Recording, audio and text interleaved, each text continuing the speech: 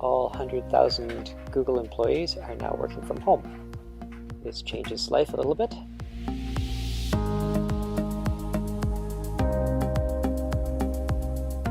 The coworker I work with the most is Chris. He's in London, so that means that from a time zone point of view, he is finishing his day just as I'm starting.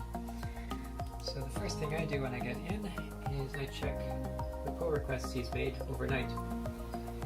And he's made 3 of them. So let's take a look.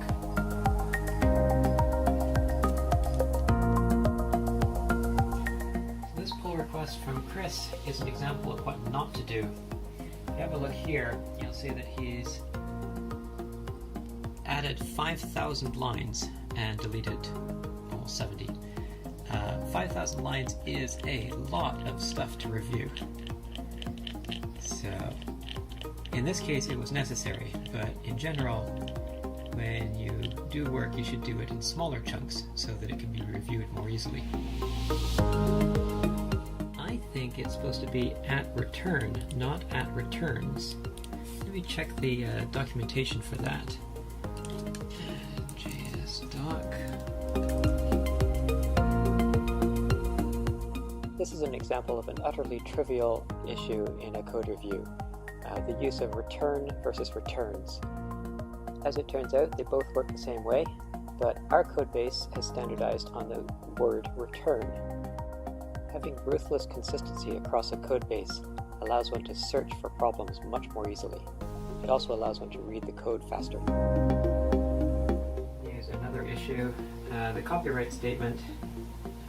He started this file a couple of years ago, but since then Google is no longer an incorporated company, it's now an LLC, and also our URL has changed, so I need to tell him to update that. The best thing about being a software engineer is that no 2 days are the same.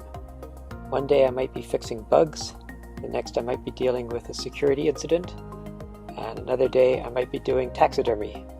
Yes, that was a real thing.